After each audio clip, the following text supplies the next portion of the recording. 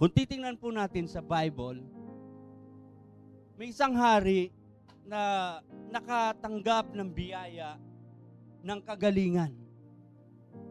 Walaan nyo kung sino yon. 15 years na nadagdagan ang kanyang buhay. Isang clue. Hindi. Siya si Haring Hezekiah. Si Haring Hezekiah, binigyan ng grace na extend yung buhay niya ng 15 years. Tinugon ni Abaya yung kanyang panalangin. Pero sa huli,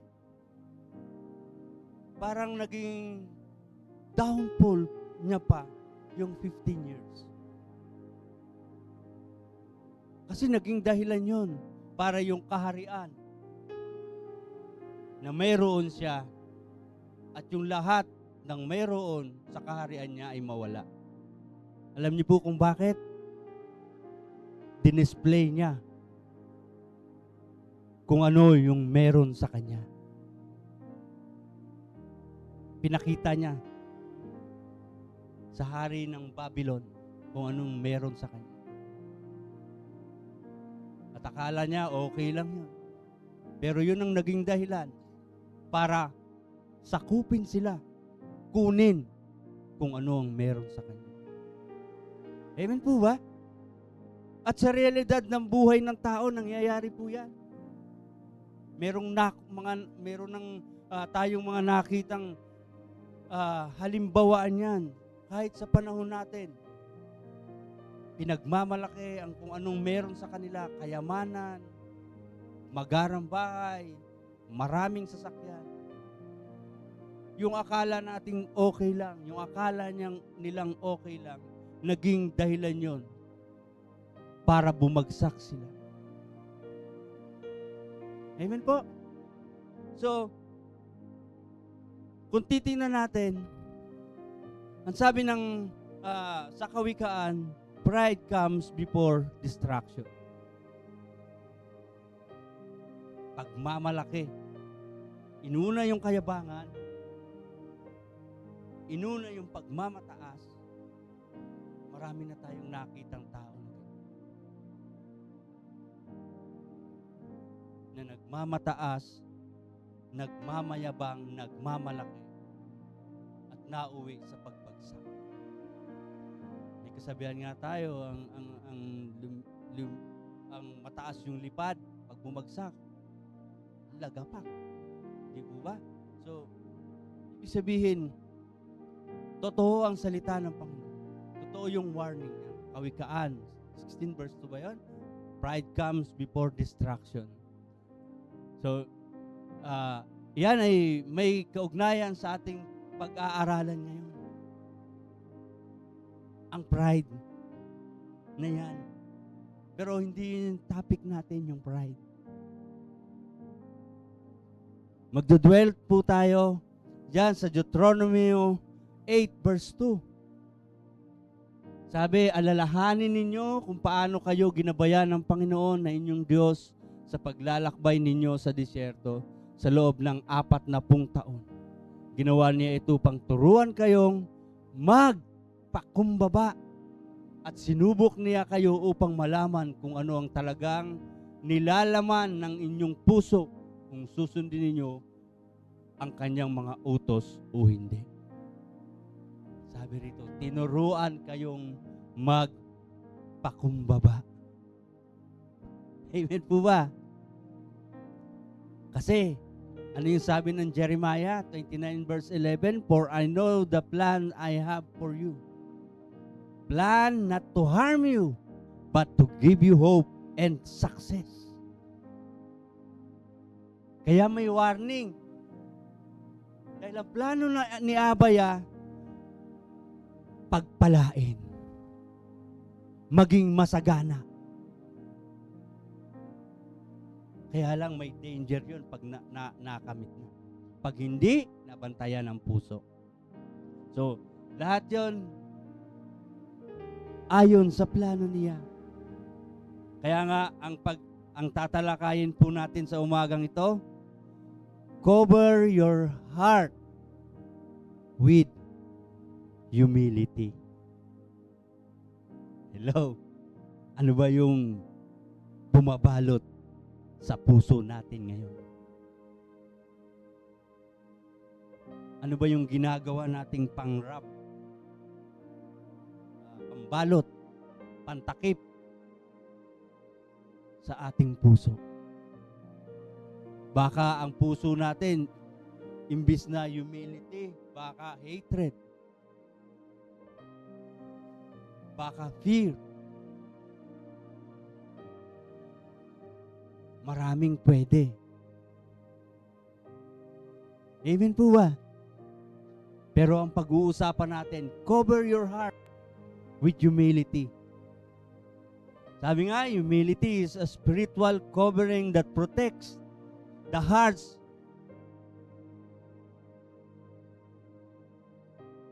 to His covenant. Kasi sabi ng Proverbs 16 verse 18, sa kapahamakan at ang pagmamataas ay ibabagsak. Pride goes before destruction and arrogance before failure. Naalala ko, nung natututo akong maglaro ng chess, feeling ko yung kalabang ko, kayang-kaya ko. Kaya ko naman talaga. Parang nagyabang ako. Talo ako. Di na ako umulit sa wali. Kasi alam ko, kaya-kaya ko eh. Kaya nagyabang ako. Pinagbigyan ko. Kinuha naman niya. So, isang example yon na talagang pag inunang kayabangan, babagsak ka. Ang pagpapakumbaba, ang spiritual na pantakip laban sa kayabangan. Tinatakpan ng humility, yung pride ng puso para manatiling tapat kay Yahweh. Amen po ba? Sabi nga, ano yung cover?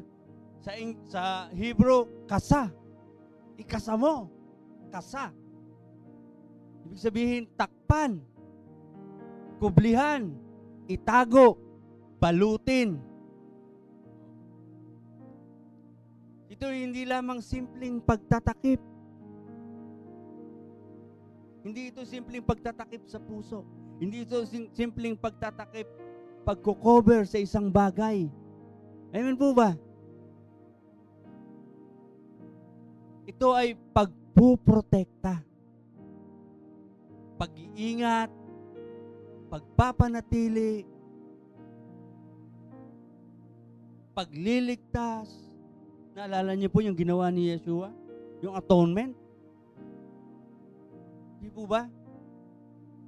Binalo tayo ng kanyang banal na dugo para hindi makita yung filthiness natin, yung kahinaan natin, yung karumihan natin, yung kasalanan natin, kundi makita ang katuwiran ng Panginoong Yeshua HaMashiach. Amen po ba? Ibig sabihin, tinatakpan. May dahilan kung bakit tatakpan. Ang ulam, bakit mo tatakpan? Para hindi langawin. Dahil pag nilangaw, dudumihan ng langaw, masisira. Yung sasakyan, bakit mo tinatakpan? Para hindi mag-fade yung kanyang kulay. Amen po ba? Kaya tinatakpan, pinoprotektahan mula sa pagkasira, pagkawala. Ibig sabihin, ayaw mo siyang ma-expose. Ayaw mo siyang mawala. May pantakip. Humility, may pantakip na yung puso natin. Pag meron tayong humility sa buhay natin. Amen po ba? Yung heart, ilang ulit na nating tinalakay ito. Ilang ulit na nating narinig to kay Pas, George. Amen po ba? Heart, love. Not just an emotion. Hindi lang siya yung sentro ng damdamin natin. Hindi, ito'y sentro ng buong pagkatao. Ulitin ko, sentro. Hindi sentro, ha? Ano yun? Yung pag-iisip, yung mind, yung will, yung emotion, yung intention natin, yung moral awareness natin. Ayan ang puso. Yung buong pagkatao natin. Sabi nga Kawikaan 4 verse 23, higit sa lahat, ingatan mo ang iyong isipan sapagkat kung ano ang iyong iniisip, yun din ang magiging buhay mo. Sa English, maganda eh. Guard your heart. For from it flows. Ano nga yan? The consequences of life. So, ibig sabihin, napaka-importanting ingatan ang puso. Kung ano yung nilalaman nito. Covering your heart means guarding the control center of who you are. Pag kino-cover natin yung ating puso ng humility, ibig sabihin, iniingatan natin yung sentro ng umukontrol ng buong pagkatao natin. At yung humility, ano ibig sabihin? Sa Hebrew, anava. Hindi ano ba, anava. Humility. Na ang ibig sabihin niya, pagpapakumbaba at ang pagpapakumbaba na kinikilala mo yung tunay na value mo. Hindi ibig sabihin na nagpapakumbaba ka, dinedisregard mo na yung sarili mo. Na parang wala na siyang halaga. Kundi tumatayo ka lang sa tamang lugar kung saan ka nilagay, kung ano yung binigay sa'yo. At tinatayuan mo yun ng walang pagmamataas, ng walang pagmamaliit din sa sarili. Yung ibig sabihin ng humility. Amen po ba? Low to the ground. Sa Hebrew yung pananaw, ibig sabihin, ano ba, humility, yung low to the ground, grounded, not pop up. Nakatungtong sa lupa, nakaapak sa lupa. Amen. Pagiging mababang loob, matatag, firm, yung pagiging na nakatungtong ka sa lupa, kahit na anong position mo. Hindi mo yung tinitingnan. Hindi mo itinataas ang iyong sarili kaysa sa iba na mas magaling ako, mas mayaman ako, mas matalino ako, mas ako. Amen po ba? So, isa sa mga ibig sabihin ng ano ba yung teachable independent? Willing to learn. Accept correction. Marunong tumanggap ng pagkakamali. At marunong tumanggap ng pagtuturo at pagtutuwid. Tumatanggap ng instruction mula sa Panginoon. Sabihin, madaling turuan, bukas ang isip, ang puso sa pagtuturo. Kahit na yung bagay na narinig niya na, alam niya na, bukas pa rin siya, willing pa rin siyang makinig. Dependent. Pag siya independent, relying on someone or something, na doon ka lang umaasa. Yung tulong na mula sa kanya. Na para bang, alam niyo yung lumpo, dependent lang yun na umaalalay sa kanya. Kasi hindi niya kaya yung sarili niya, lalo na yung bulag. Amen po ba? Umaasa. Di po ba tayo, umaasa lang tayo sa Diyos? Dependent tayo sa Diyos kung ano yung ipagkakaloob niya sa atin. Yung pag-iingat na hinahanap natin. Yung patnubay. Yung lahat ng pangangailangan natin, sa Kanya natin iniaasa. Lahat, as in lahat, pati maging issue ng buhay natin. Issue ng puso natin. Iasa natin sa Panginoon. Kasi siya yung may kakayanan na sagutin ang lahat ng yan. Next, sunod sa ibig sabihin ng anaba, not grasping. Not forcing for your will, your agenda, your reputation. Ibig sabihin, hindi ka mapang-angkin sa simpleng salita. Amen. Oh, di ba? Yung kanina, tanong ko, sabi ko, masama bang i-flex kung ano yung meron ka? Oh, di ba? The moment na i-flex mo pala yun para ipakita mo na kung ano yung meron ka, pinagyayabang mo. Ibig sabihin, ginagrasp mo na yung glory. Grasping.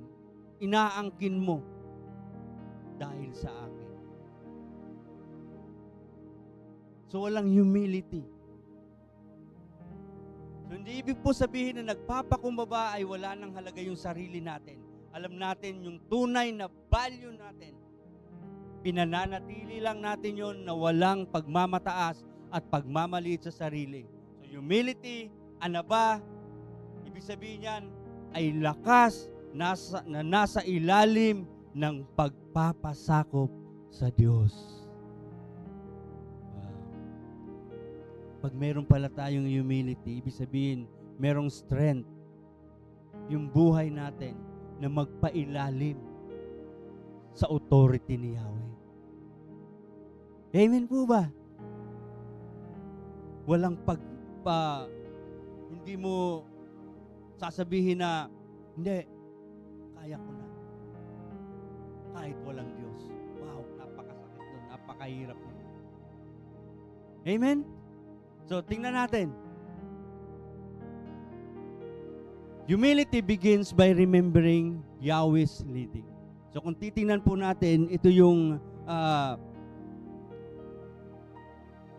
binasa nating Torah, kahit maging nung nakaraan, o yung Deuteronomy, yung Devarim, kung titingnan po natin, lahat ng salita doon ni Moises ay pagpapaalaala. Sinasariwa niya, ipinaaalala niya yung mga ginawa ni Abaya sa kanila, sa buhay nila, mula Egypt, palabas sa ilang, papunta sa Kanaan.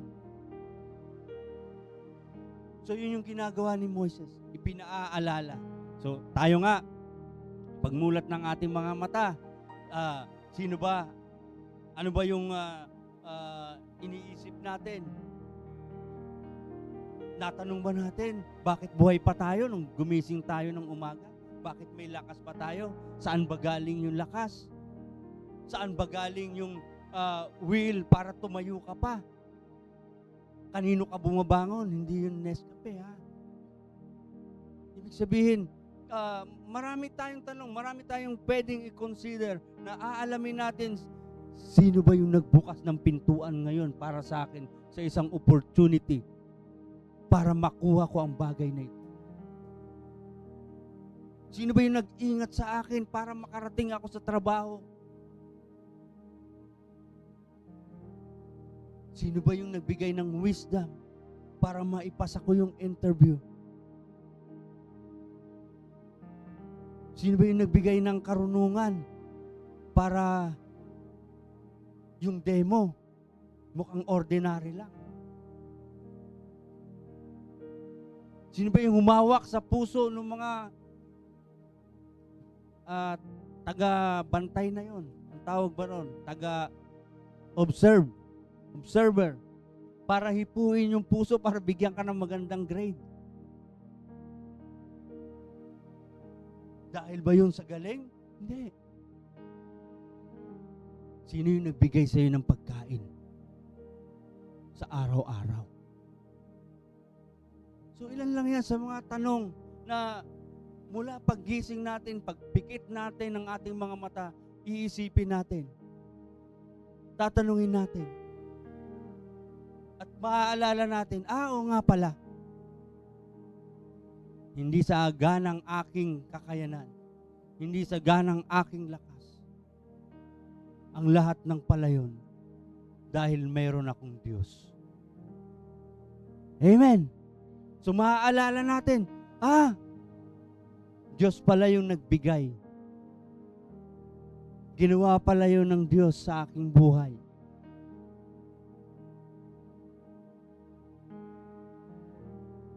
Amen po. So, magiging humble yung spirit natin. Dahil naalala natin na hindi nga pala mula sa akin. Siguro nga, binigyan tayo ng gift, ng talino. Pero kung hindi naman tayo binigyan ng lakas, amen po, wala rin. So maalala natin na makapangyarihan ng Diyos na siyang kumukontrol sa buhay natin. Kaya magkakaroon tayo ng humility.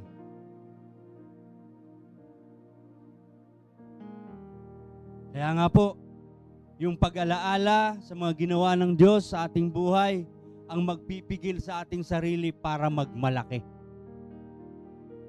Yun yung magsasabi sa atin, teka lang, time first muna. Hindi ikaw yan.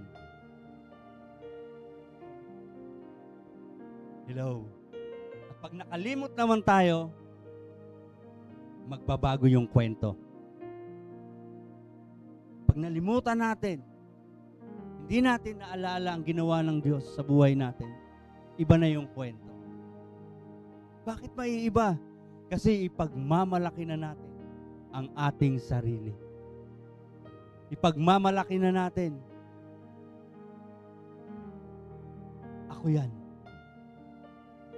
Ginawa ko yan.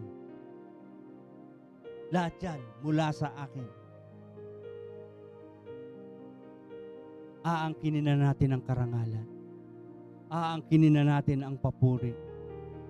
Na para bang isang uhaw na uhaw sa palakpak. Amen po ba? Puro akin na lang. Puro sarili na lang.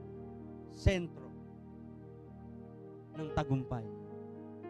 Kaya nga sabi ng Deuteronomy chapter 8 verse 17, baka sabihin ninyo sa inyong mga sarili, sa pamamagitan ng sarili kong kakayanan at lakas, naging akin ang lahat ng kayamanang ito. Nandun na kaagad yung warning. Bago pa ibigay yung kayamanan, pinauna na. Hoy, hindi mula sa iyo yan. Sa akin galing yan. Regalo ko yan sa iyo. Sabi sa verse 18, subalit alalahanin ninyo na ang Panginoon na inyong Diyos ang siyang nagbigay sa inyo ng kakayanang maging mayaman. At ginawa niya ito para matupad niya ang kasunduang ipinangako niya sa inyong mga ninuno tulad ng ginawa niya ngayon. Naalala natin, sabi ni Teacher Connie kanina, dahil merong ninuno. Dahil mayroong tapat na nauna sa kanila. Dahil mayroong tapat na sumusunod sa kasunduan.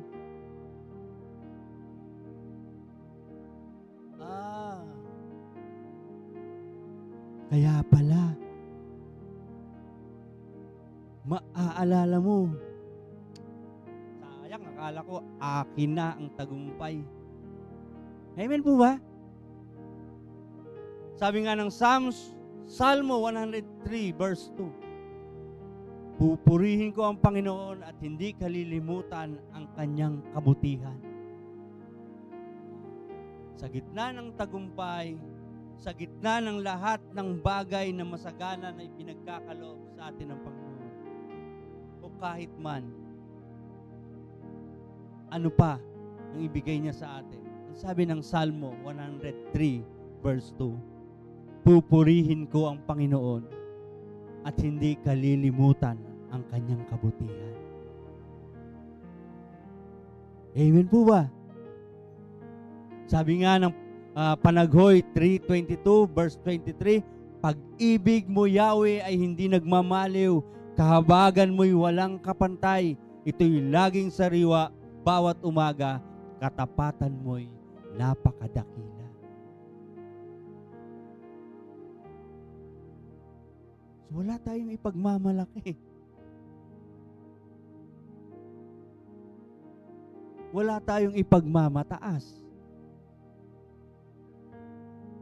Kung meron man tayong ipagmamalaki, kung meron man tayong ipagmamataas, the steadfast love of the Lord never ceases. They are new every morning. New every morning. Ipagmamalaki natin yung pag-ibig ni Yahweh at yung katapatan niya sa buhay natin. Amen po ba? Kaya nga, tuwing maaalala natin, matututunan natin na magpakumbaba. Pag maalala natin ang pag-ibig ni Yahweh, pag maalala natin John 3:16, for God so loved the world that He gave His only begotten Son. Sino ba tayo? Para ialay ng Diyos ang kanyang kaisa-isa, ang kanyang bugtong na anak. Amen po ba? Sabi nga ni Moses, kayo nasa simula pa lang, mula nang magkakilala tayo, matitigas na ang inyong ulo. You stiff-necked people. Amen po ba? Sapat na dahilan yun. Yung katigasan ng ulo natin para magkaroon tayo ng humility sa harapan ng Panginoon.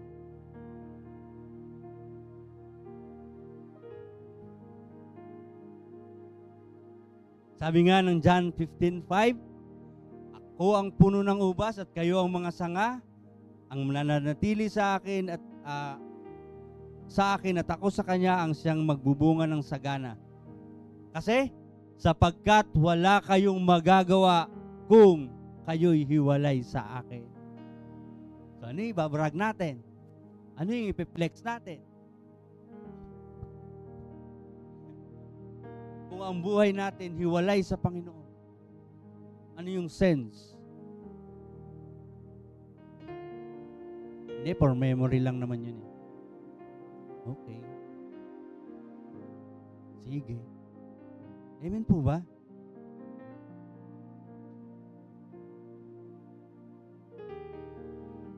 Ang pusong nakakalimot ay pusong madaling mahulog sa pagmamalaki.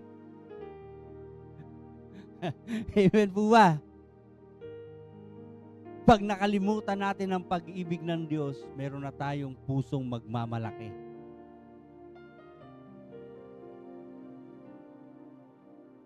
Uusbong na yun. Yun ang maghahari. Yun ang mamamayani.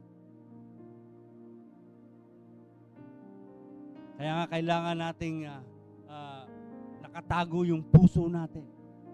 Kailangan saan natin siya itatago?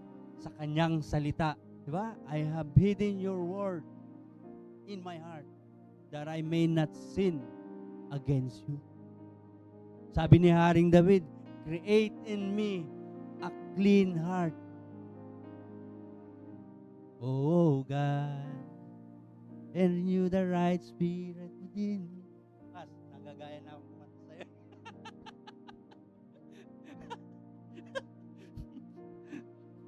Amen po ba? Kaingatan natin ang ating puso. Itago natin sa Torah.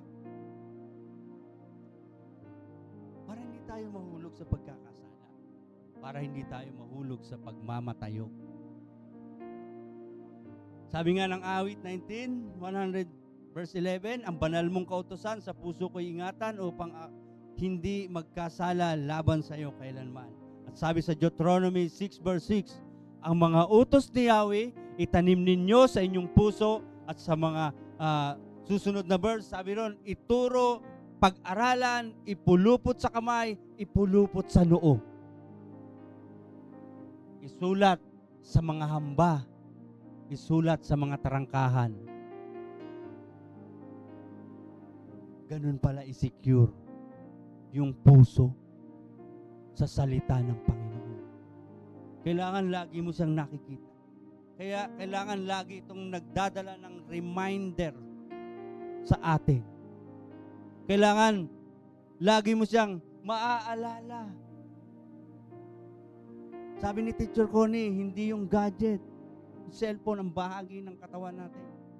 Gawin nating bahagi ng katawan, ng buhay natin, ang salita ng Panginoon.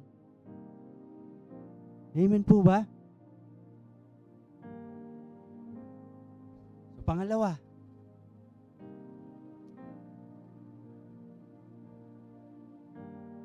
wilderness experience produce humility. Di ba po, yung binasa natin kanina, paano nagbubunga ng humility ang wilderness? Una, tinuruturan tayong umasa sa Diyos, inilalantad nito yung kalagayan ng puso natin, tinuturuan tayong kilanlin ng Diyos bilang pinagmula ng lahat. Siya yung lahat ng source. Sabi nga sa Deuteronomy 8 verse 2, alalahanin ninyo kung paano niya kayo pinatnubayan sa ilang sa loob ng 40 taon upang matuto kayong magpakumbaba. Sinubok niya kayo upang sundin ninyo siya. Tinuruan nga kayong magpakumbaba. Ginutom kayo bago bigyan ng mana. Ng mana.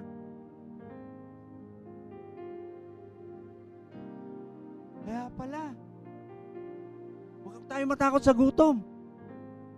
Amen po ba? Pag wala ka ng pagkain, huwag kang matakot. Alalahanin mo itong verse na to. Baka tinuturuan tayo ni Abaya. Baka kailangan kanyang turuang gutumin. Kasi mayroong nakahanda. Land. Ng milk and honey.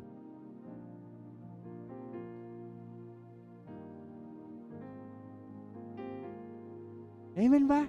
Dere, baka may nakahanda. At meron talaga, hindi baka. Kaya ngayon, ate, kung may gutom, hindi tayo matakot. Paraan ni Abaya. Kasi baka pag hindi ka nakaranas ng gutom, pag masagana, binigyan ka kaagad ng kasaganaan, hindi mo alam yung pakiramdam ng nagugutom. Pag may lumapit sa yung nagugutom, baka sa halip na tutulungan, mamaliitin mo pa. Hindi ka kasi nag-aral nung pinaaral ka, tumalong ka sa bakod. Puro ka tanching. Alam niyo po yung tanching? Matagal na yun. Panahon ni Pastor Jordan. Hindi na nila alam ngayon. Eh po ba?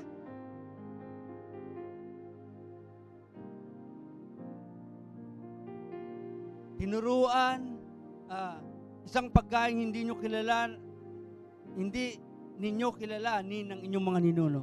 Ginawa niya ito pang ipaunawa sa inyo na ang tao hindi lamang sa tinapay na bubuhay, kundi sa bawat salitang nagmumula sa bibig ng Panginoon.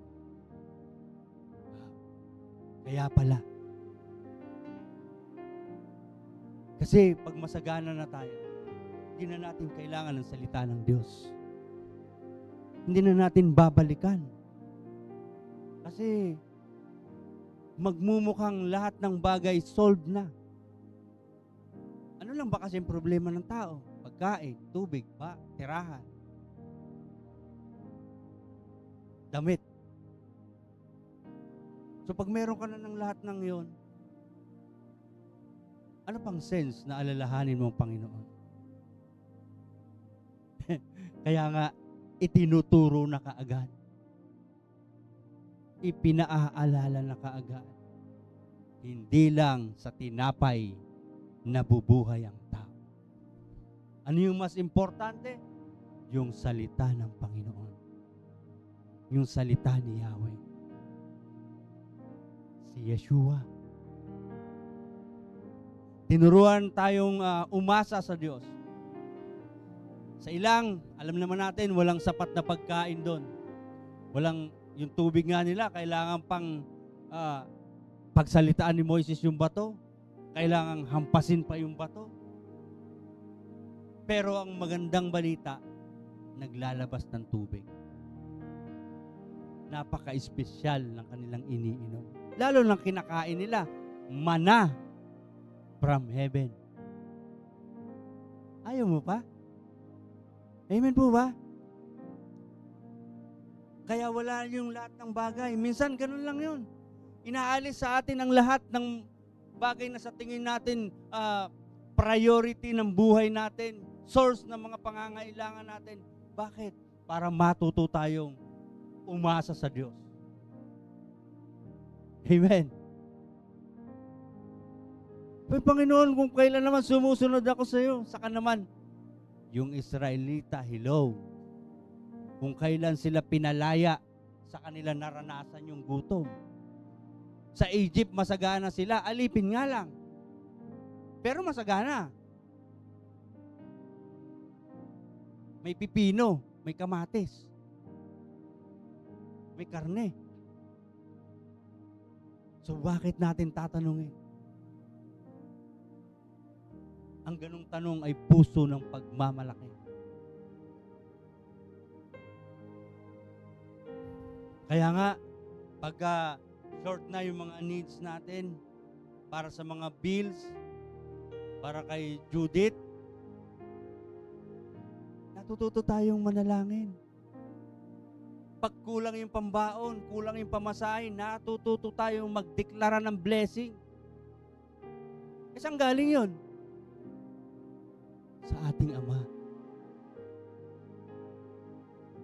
Ibig sabihin, marunong na tayong umasa sa Diyos. Hindi na, kasi dati, nagkukumahog ka. Gagawa ka ng diskarte. Gagawa ka ng paraan. Ibig sabihin, hindi Diyos ang inasahan mo. Inasahan mo yung sarili. Amen po ba?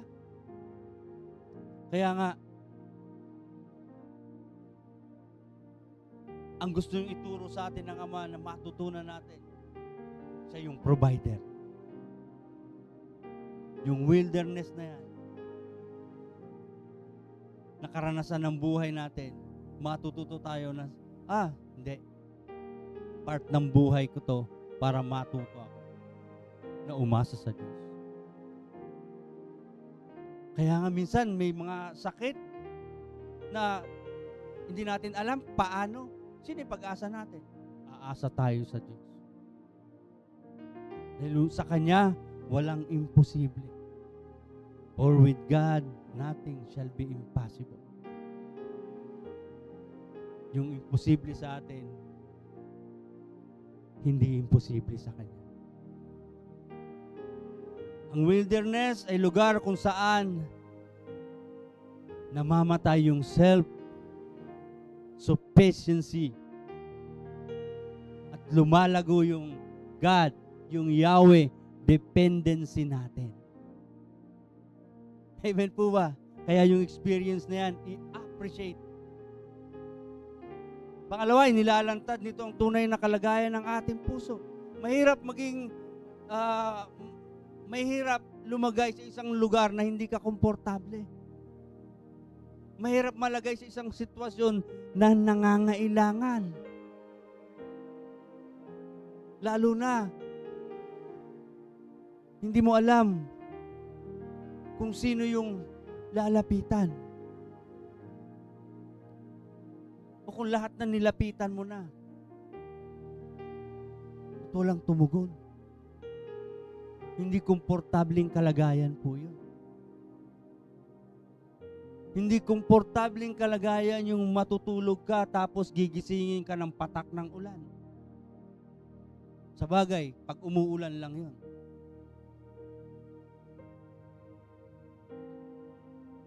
O gigisingin ka ng kalam ng sikmura mo. Amen po ba? Ibig sabihin, pinaranas yun. Pinaranas ang wilderness sa Israelites para ano? Malaman yung content ng kanilang puso. Yung nilalaman ng puso. Di ba nung nararanasan nila yung gutom, yung uhaw, yung takot, ano yung gusto nilang gawin? Bumalik sa Egypt.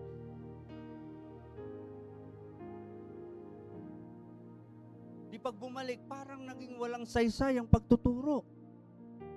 Parang naging walang saysay ang ginawang pagtutubos. So, dumadaan doon para mailantad. At kung yan ay hindi, ang laman ng puso mo ay hindi pagtitiwala, ito, ang wilderness nito ang magtuturo sa iyo para magtiwala sa Diyos. Para kilalanin ng Diyos. Amen po ba? Kaya nga po, tingnan natin yung mga testimony ng tao. Kailan nila nakikilala ang Diyos kapag dumaan sila ng matinding pagsubok. Marami naging mananampalataya sa loob ng kulungan. Doon nila natagpuan ang Panginoon, Yeshua. Sa banig ng karamdaman. Kasi, doon nalaman na yung laman pala ng puso ay wala sa Diyos. At nung nadaanan yun, kailangan ko pala ng Diyos. Nailantad, ngayon, natuturuan. Natututo. So pangatlo, tinuturuan tayong kilanlin ng Diyos bilang pinagmula ng lahat. So pagkatapos ng ilang naunawaan ng Israel, hindi sila nakarating doon dahil sa kanilang lakas. Hindi sila nakarating sa Kanaan dahil sa kanilang lakas. Paulit-ulit nating naririnig, nababasa. Si Yahweh ang nanguna. Si Yahweh ang kumilos. Si Yahweh ang gumawa.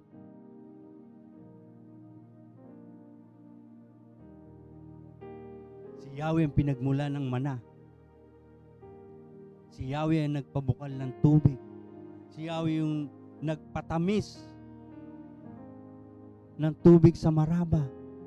Yung mapait naging matamis. Si Yahweh yung nagligtas sa kanila.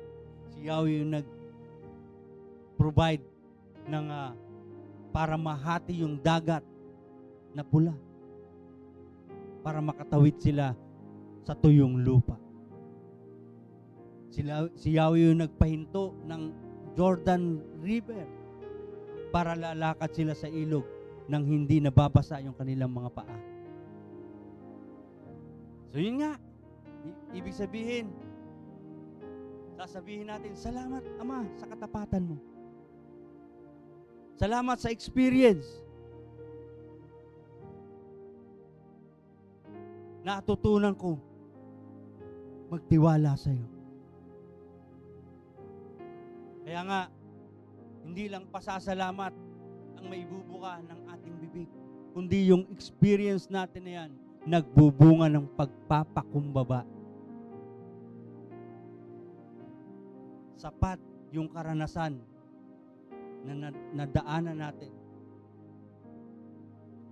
para ituro ng ating Ama yung salitang humility sa buhay natin. Amen po ba? Siya lang ang pinagmula ng lakas, ng karunungan, ng tagumpay. Makikilala natin.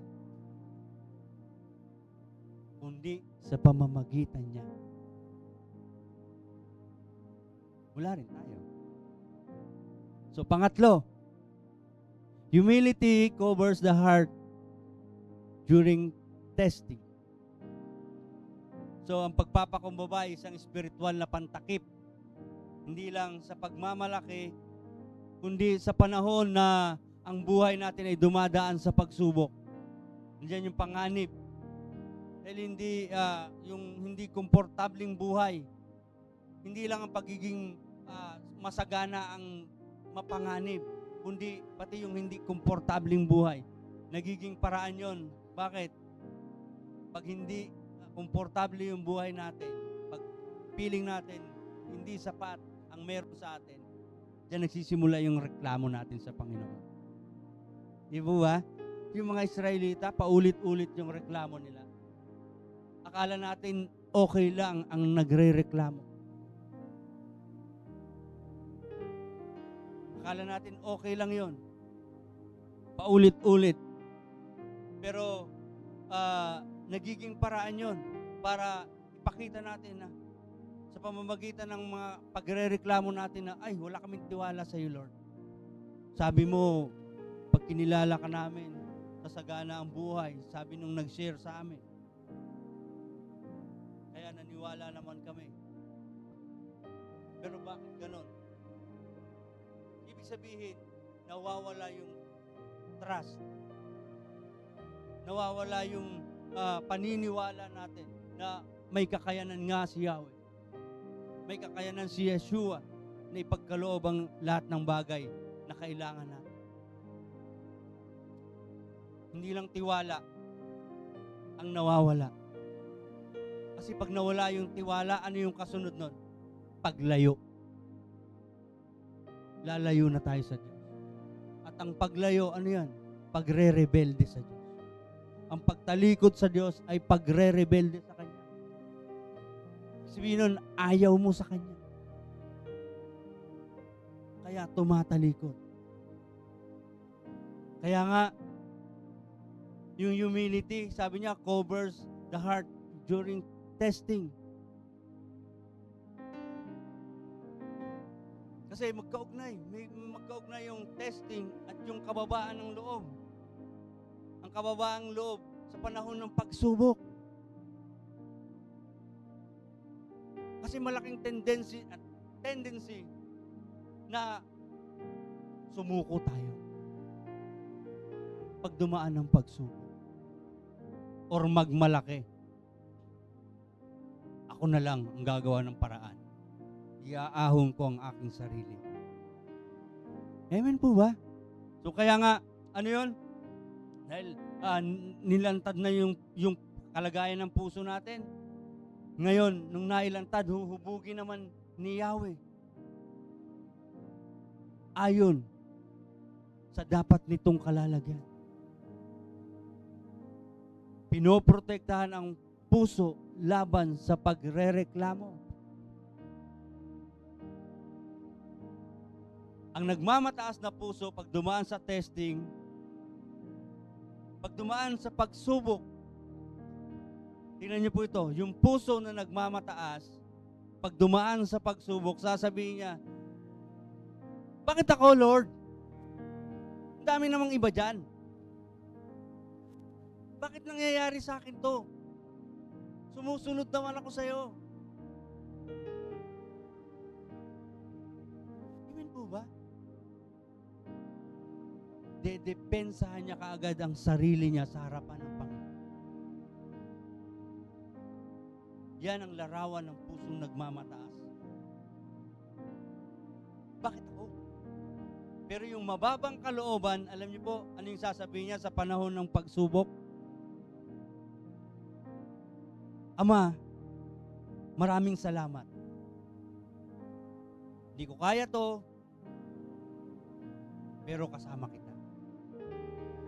Ano po ba ang nais nyong matutunan ko sa pinagdadaanan ko?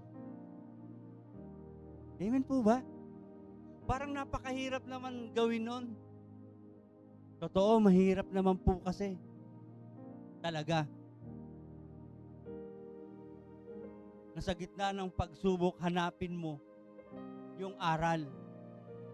Kasi ang instinct ng tao sa gitna ng pagsubok, hanapin niya kung paano siya makalabas. Tama po ba?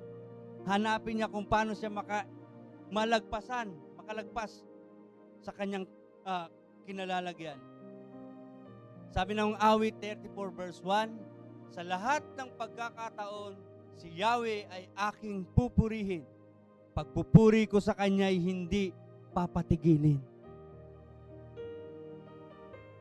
Sa lahat ng pagkakataon, si Yahweh ang aking pupurihin. Ibig sabihin nun, good times and bad times. May blessing man o wala. Tingnan niyo po ito. Sabi sa Job chapter 2 verse 10, ang sagot ni Job, hindi mo naiintindihan ang iyong sinabi, pagpapala lang ba ang tatanggapin mo sa Diyos? Hindi ba natin tatanggapin kung bibigyan niya tayo ng pagdurusa? Sa kabila ng kanyang paghihirap, hindi nagsalita si Job laban sa Diyos. Kahit pala sa pagsubok, matutunan nating ipagpasalamat. At matutunan nating ibaba ang ating sarili. Dahil ang palayok, hindi niya pwedeng questionin yung gumawa sa kanya naman na papalayok. Amen po ba? Kailangan matuto, tanggapin ng may kababaan ng loob. Kasi yung pala ay isang paraan para maprotektahan ang ating puso. Pangalawa, pinoprotektahan ang puso laban sa pagtitiwala sa sarili. Humility covers the heart during testing.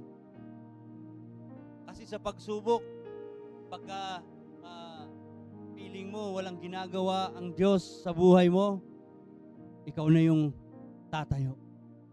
Ikaw na yung gagawa ng paraan. Hindi ka na aasa sa Diyos. Parang simpleng nagpipray ka, pero meron ka ng buong desisyon sa isip mo. Ito yung gagawin ko. Yung prayer mo, hindi naman talaga ka nagtitiwala. Kasi meron kang option. Mayroong impartiality sa tiwala sa Panginoon. Amen po ba? Kaya nga, pinoprotektahan laban sa pagtitiwala sa sarili. Sabi ng Kawikaan 3 verse 5, kay Yahweh ka magtiwala buong puso at lubusan at huwag kang manangan sa sariling karunungan. Si Yahweh lang ang ating pagtitiwalaan.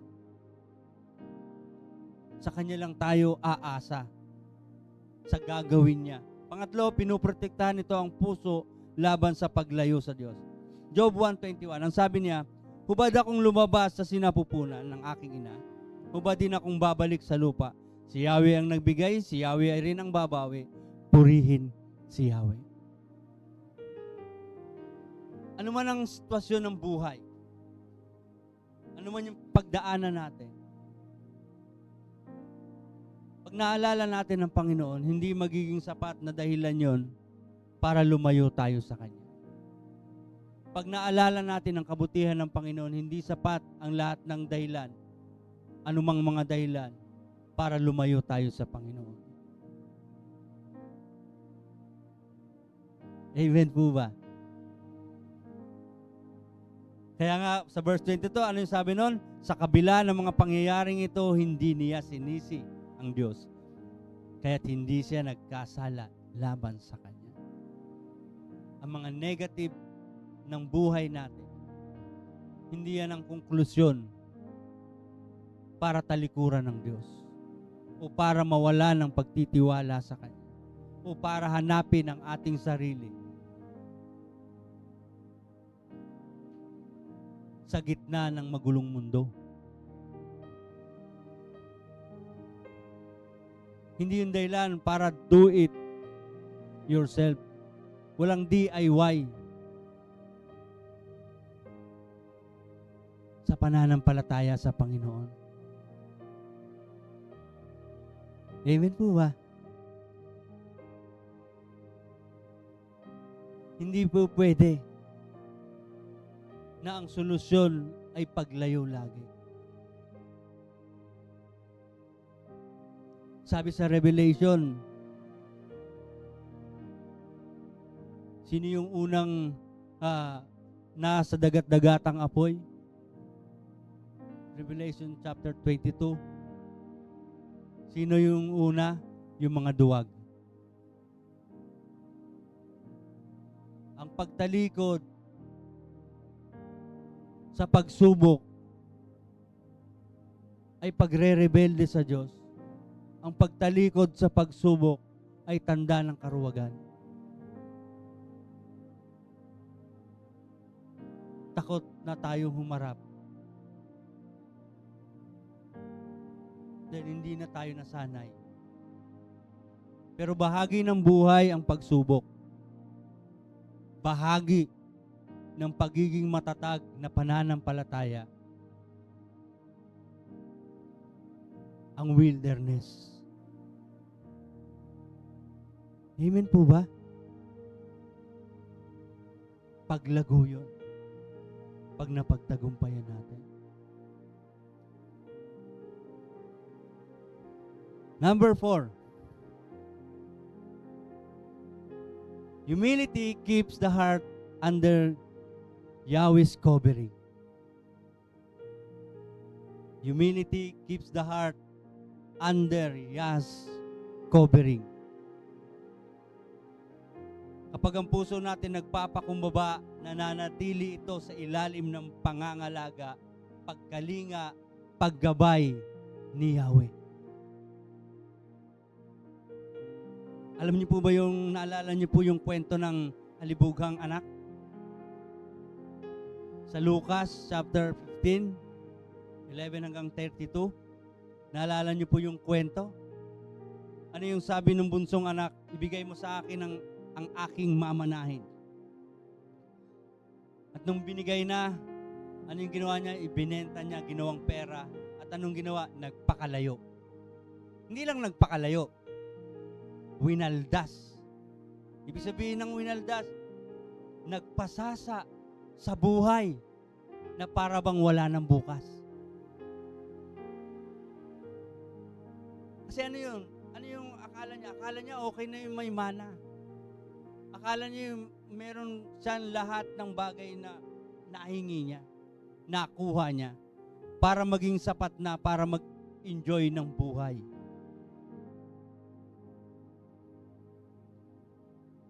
Alam niyo po yung act ng paghingi niya? Pagmamalaki na kaya niyang buhayin na yung sarili niya. Hawak yung mana na ibibigay sa kanya. Kaya ko nang mag-enjoy.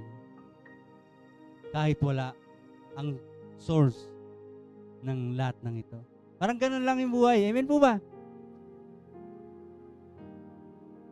Ama, bigyan mo ako ng blessing. Ako nang bahala sa sarili ko. Ayaw na ng covering. Ayaw niya na ng may sumasakop. Tama po? Maraming kabataan. Ganun yung mindset na ngayon.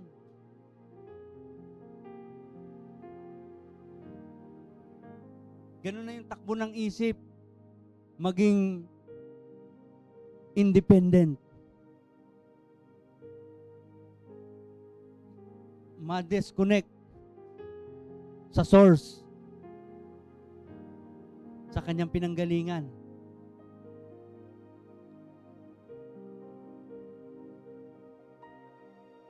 Pero alam niyo po, sa likod ng lahat ng dahilan na yan, yung gusto kong magsarili, gusto kong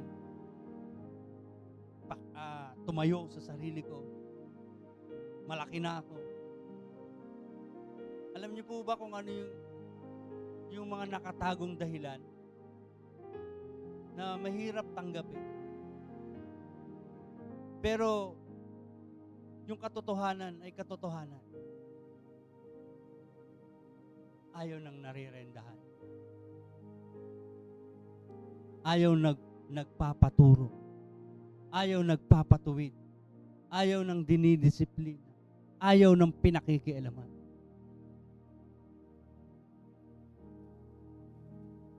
Amen po ba? Gusto nang lumayo sa source.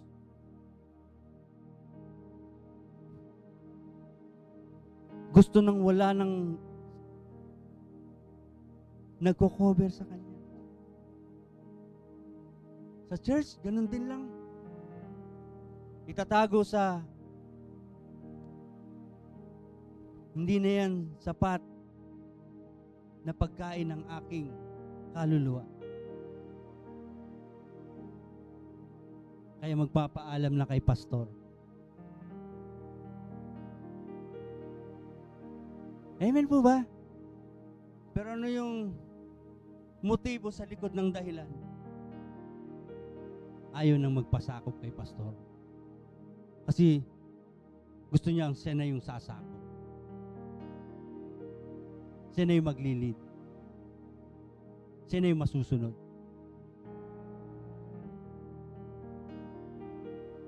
Amen po ba? Mayroon ng pride. Natuto na. Kaya umaalis na sa covering. Pero ang humility, magpapanatili. Kahit na ikaw ay lumago na. Kahit na ikaw ay umunlad na. Kahit sumagana ka na. Di ka lalayo. Willing ka pa rin na nasa ilalim ka ng covering. Amen po ba?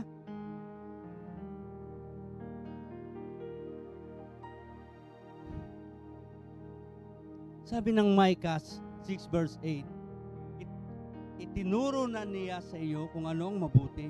Ito ang nais ni Yahweh, maging makatarungan sa lahat ng bagay.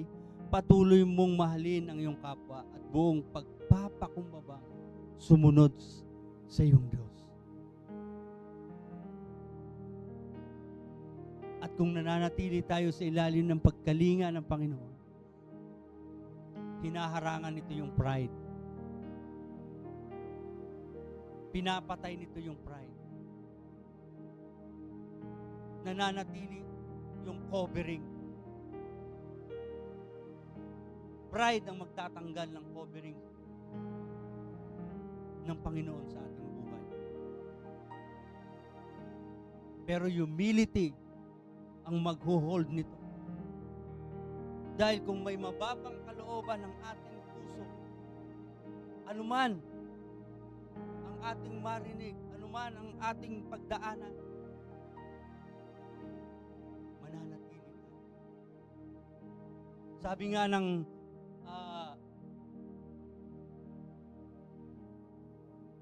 Pilipos 2 verse 6 hanggang 8, kahit taglay niya ang kalikasan ng Diyos, hindi niya pinagpilitang nanatiling kapantay ang Diyos. 7, sa halip, kusa niyang binitiwan ng pagiging kapantay ng Diyos at namuhay na isang alipin. Wala. Nagpakumbaba siya at naging masunurin hanggang kamatayan, maging ito man ay kamatayan sa krus.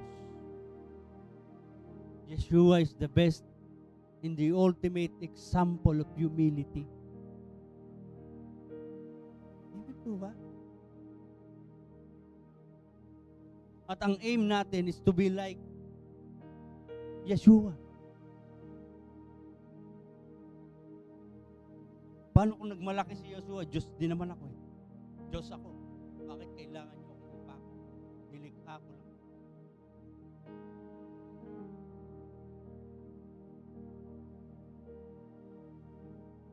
Sabi ng Psalms 91, verse 1,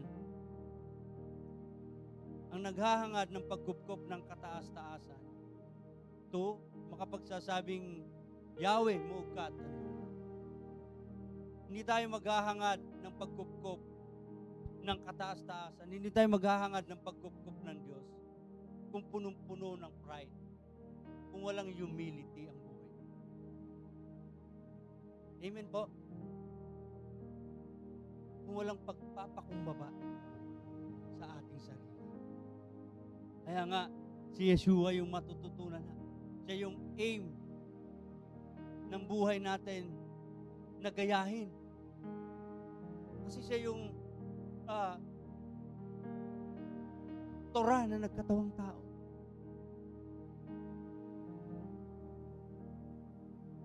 At dito po ako magtatapos.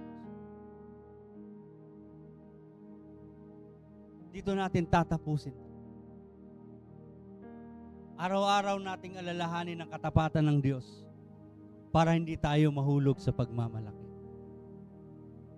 I-welcome natin yung wilderness season ng buhay natin. Maging pagkakataon ito para ipahubog natin ang ating sarili, ang ating buhay sa Diyos. Tanggapin natin ang mga pagsubok para mahayag at mahubog ang ating puso. Bantayan natin ito, ang ating puso sa pagmamalaki sa panahon na masagana sa lahat ng biyaya ng Panginoon. At lumakad tayo na balot ang ating puso sa pagpapakumbaba sa harap ni Yahweh habang tayo ay sumusunod, nagpapasalamat at umaasa sa Kanya. Amen po ba? Para balutin ang ating puso ng pagpapakumbaba, kailangan nating sadyang bantayan ang ating puso. Guard our heart.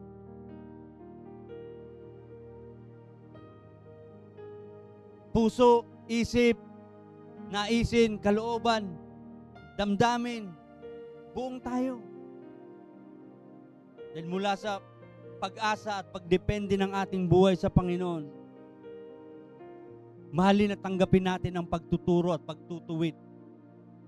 Pagpapakita ng pagsuko sa Panginoon nating Diyos, Yeshua HaMashiach, upang hindi maging mahina, upang hindi madaling kainin ng pagkakasala, upang hindi mapagharian ng pagmamalaki ang ating mga puso, kundi ang manatili ay ang presensya ng Diyos na makapangyarihan sa lahat.